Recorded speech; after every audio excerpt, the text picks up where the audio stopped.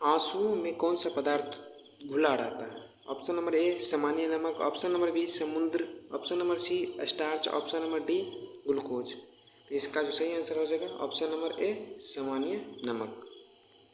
उसके बाद next question है, लोहे पर जंग लगती है।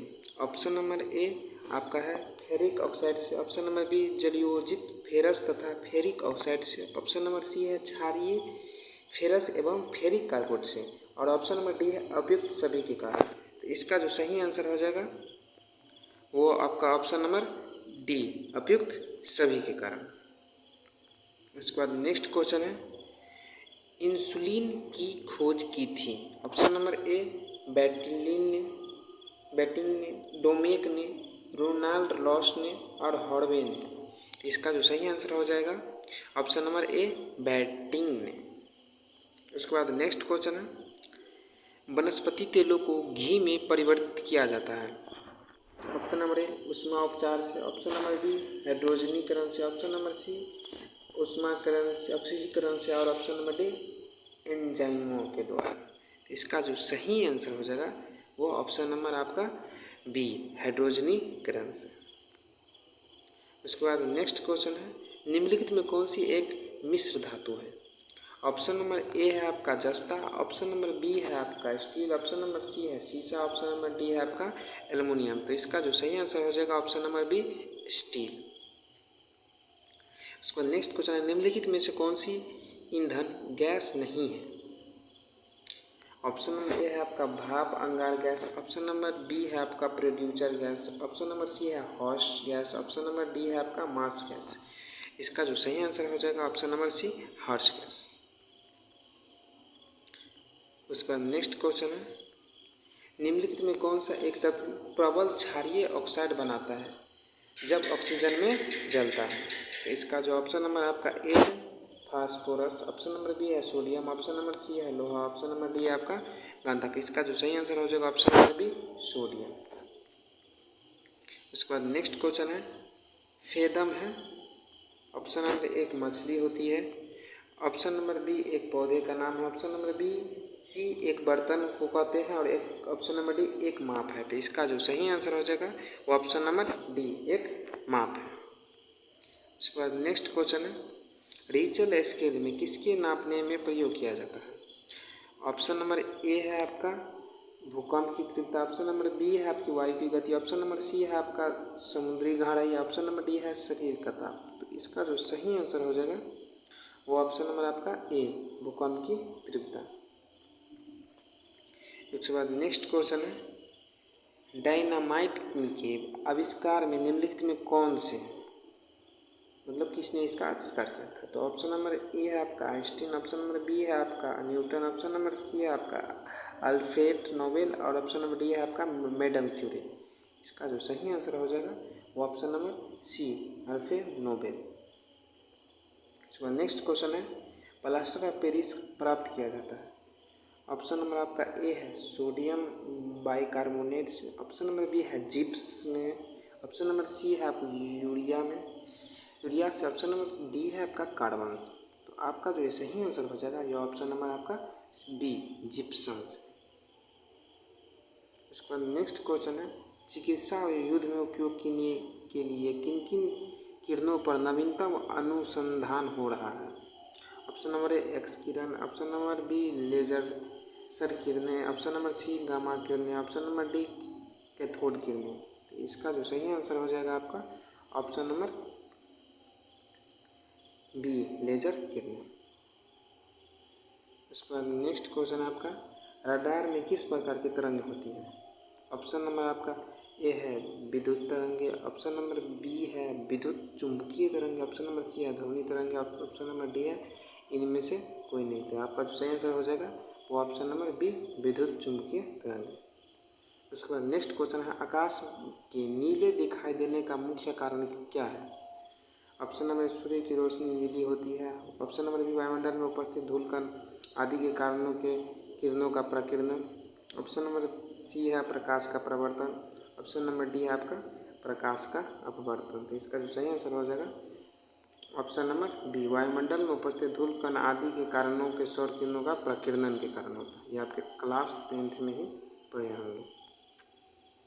इसके बाद नेक्स्ट क्वेश्चन है, तेज गति से आता हुआ वाहन हॉर्न बजाता है तो उसका पिच उतनी ही सुनाई पड़ती है, अधिक सुनाई पड़ती है, कम सुनाई पड़ती है, पहले से कम और अधिक, फिर अधिक।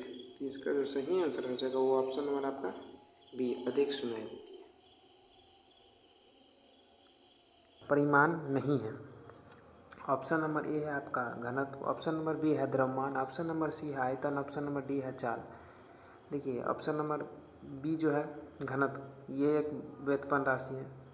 ऑप्शन नंबर सी जो है आपका आयतन, ये भी एक व्युत्पन्न राशि है। ऑप्शन नंबर डी आपका चाल जो है ये भी एक व्युत्पन्न राशि है। तो इसका जो सही आंसर हो जाएगा आपका ऑप्शन नंबर बी, द्रव्यमान इसका सही आंसर है, यह एक व्युत्पन्न राशि नहीं है।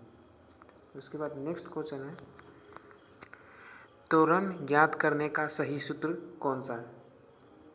तो ऑप्शन नंबर ए में है ए बराबर भी माइनस यू बटे टी।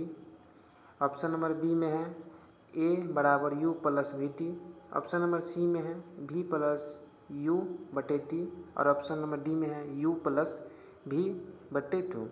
तो इसका जो सही आंसर हो जाएगा वो ऑप्शन नंबर ए बराबर भी माइनस यू बटे टी, यानी फाइनल माइनस इनिशियल बटे टाइम, यानी टाइम का जो समय से टी से डिनोट करते हैं। उसके बाद नेक्स्ट क्वेश्चन है क्वेश्चन नंबर 32।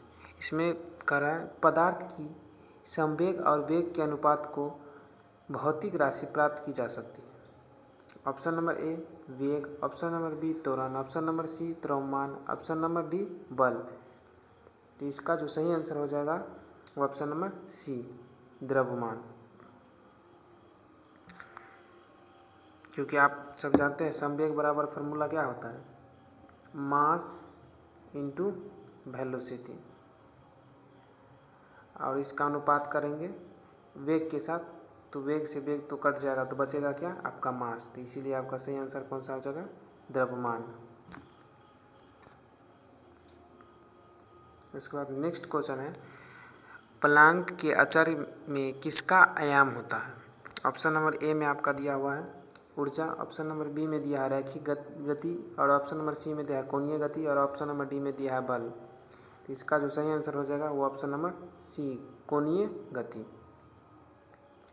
उसके बाद नेक्स्ट क्वेश्चन है, एक लड़की की झूले पर बैठी स्थिति में झूला झूल रही है, उस लड़की के खड़े हो जाने पर दोलन का आवर्तकाल ऑप्शन नंबर ए में दिया है कम हो जाएगी, ऑप्शन नंबर बी में दिया है अधिक हो जाएगी, ऑप्शन नंबर सी में दिया है लड़की की ऊंचाई पर निर्भर करेगा, ऑप्शन नंबर डी अपरिवर्तित रहेगा। तो इसका जो सही आंसर हो जाएगा वो ऑप्शन नंबर ए, कम हो जाएगी। उसके बाद क्वेश्चन नंबर 35 है, घूर्णन करती एक गोल मेज पर अचानक एक लड़का आकर बैठ जाता है, मेज में कोणीय वेग पर क्या प्रभाव पड़ेगा? ऑप्शन नंबर ए है कम हो जाएगा, ऑप्शन नंबर बी है बढ़ जाएगा, ऑप्शन नंबर सी है उतना ही रहेगा, और ऑप्शन नंबर डी है कुछ नहीं कहा जा सकता है। तो इसका जो सही आंसर हो जाएगा वो कम हो जाएगा। नेक्स्ट क्वेश्चन है, यदि किसी चलती हुई वस्तु की वेग को दोगुना कर दिया जाए तो उसका त्वरण दोगुना हो जाएगा। ऑप्शन नंबर बी गति ऊर्जा दोगुनी हो जाएगी, ऑप्शन नंबर सी गतिज ऊर्जा 4 गुना हो जाएगी, ऑप्शन नंबर डी भार दोगुना हो जाएगी। तो इसका जो सही आंसर हो जाएगा वो ऑप्शन नंबर सी, गतिज ऊर्जा 4 गुनी हो जाएगी। ये आपको मैथमेटिकली प्रूफ करना भी रहता है, वहाँ से ये प्रूफ होता है। उसके बाद नेक्स्ट क्वेश्चन है 37, किसी पिंड के द्रव्यमान तथा भार में अंतर क्या होता है? अंतर क्यों होता है सर? क्योंकि ऑप्शन नंबर ए में बताया गया है द्रव्यमान और परिवर्तित रहता है जबकि भार स्थित रहता है।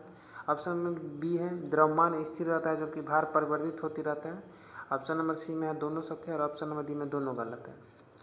तो इसका जो सही आंसर हो जाएगा आपका ऑप्शन नंबर बी, द्रव्यमान स्थिर रहता है जबकि भार परिवर्तित होता है। क्योंकि हम सब जानते हैं द्रव्यमान यानी मास तो हमेशा कांस्टेंट रहता है, और जो आपका भार होता है वो मास इंटू ग्रेविटी होता है, जहाँ जो कि जी का मान क्या होता है, वैरी करते रहता है हर जगह।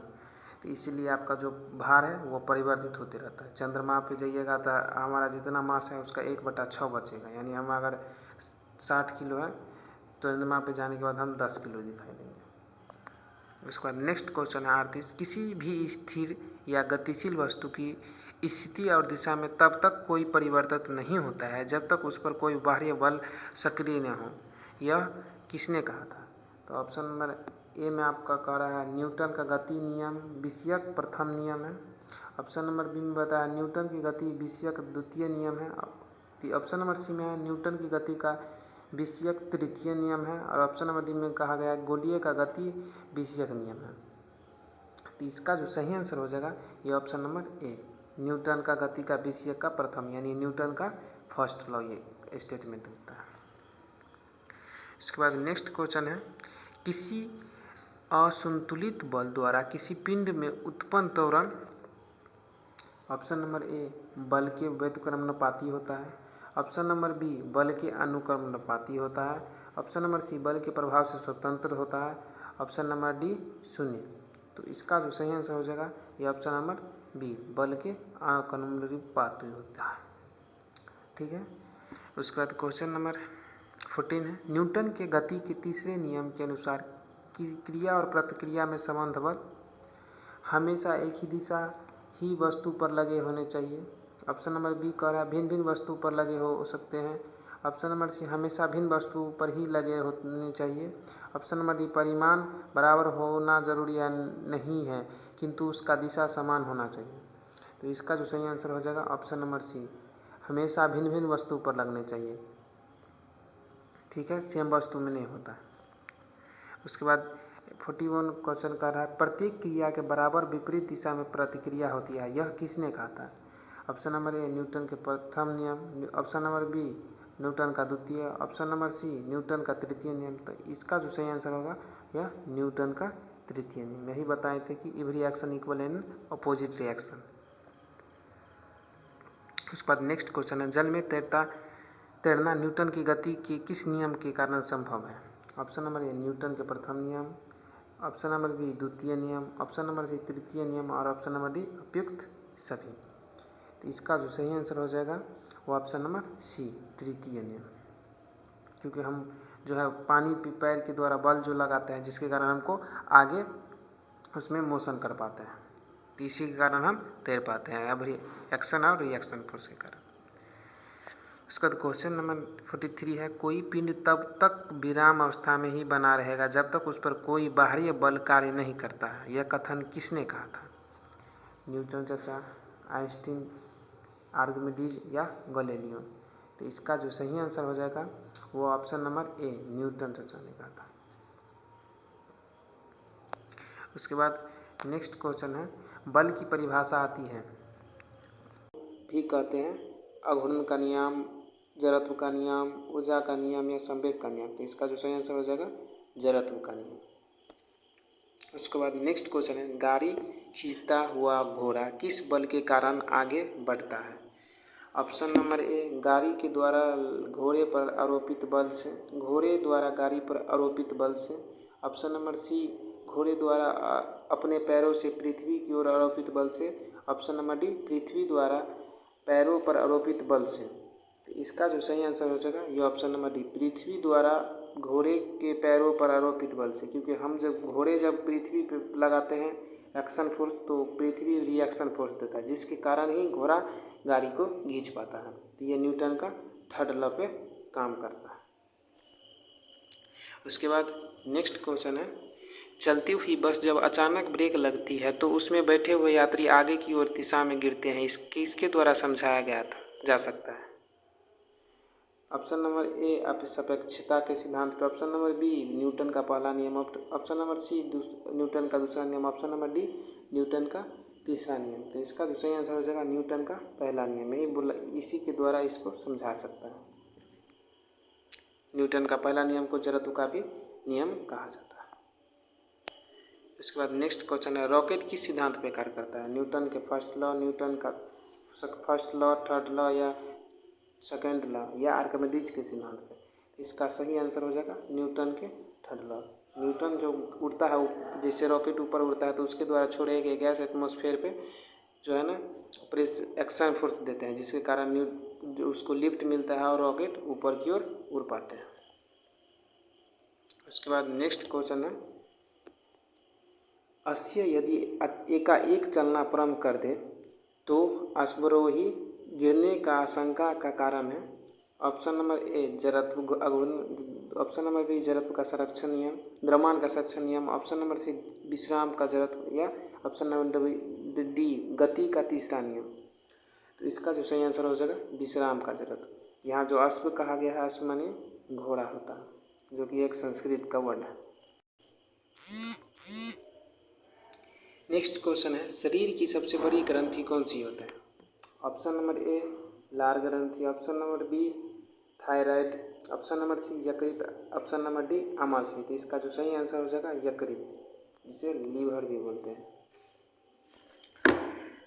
उसके बाद नेक्स्ट क्वेश्चन है, मनुष्य में मादा जनन अंग से किस हार्मोन का स्राव होता है? Option number A oestrogen, option number B progesterone, option number C relaxin, option number D सभी कथन गलत है। तो इसका जो सही आंसर हो जाएगा वो रिलैक्सिन हो जाएगा। इसका जो है सही आंसर है ऑप्शन नंबर सी। उसके बाद नेक्स्ट क्वेश्चन है, मनुष्य में ऐच्छिक गतियों का नियंत्रण किसके द्वारा किया जाता है? Option number A cerebrum, option number B thyroid, option number C cerebellum, option number D इनमें से कोई नहीं। इसका जो सही आंसर हो जाएगा वो ऑप्शन नंबर ए सेरिब्रम। उसके बाद नेक्स्ट क्वेश्चन है, शरीर का तापक्रम कहाँ नियंत्रण होता है? Option number A spinal cord, option number B cerebellum, option number C hypothalamus, option number D pituitary. तो इसका जो सही होगा आंसर हाइपोथैलेमस। उसके बाद नेक्स्ट क्वेश्चन है, अमीबा में भोजन का अंतरण ग्रहण किसके द्वारा होता है? ऑप्शन नंबर ए कुटपाद, ऑप्शन नंबर बी कोशिकामूह, option number C cilia, option number D गुटद्वार। तो इसका जो सही आंसर होगा कुटपाद, सही आंसर इसका। उसके बाद नेक्स्ट क्वेश्चन है, निम्न में कौन सा एक एंजाइम लार में पाया जाता है? Option number A pepsin, option number B trypsin, option number C ptyalin, option number D capsaicin. इसका जो सही आंसर हो जाएगा वो टाइलिन हो जाएगा।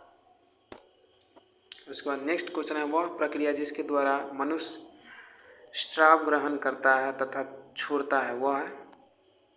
ऑप्शन नंबर ए श्वसन, ऑप्शन नंबर बी श्वसनवास, ऑप्शन नंबर बी प्रश्वास, ऑप्शन नंबर डी निश्वास। इसका जो सही आंसर होगा श्वसनवास हो जाएगा, ऑप्शन नंबर बी।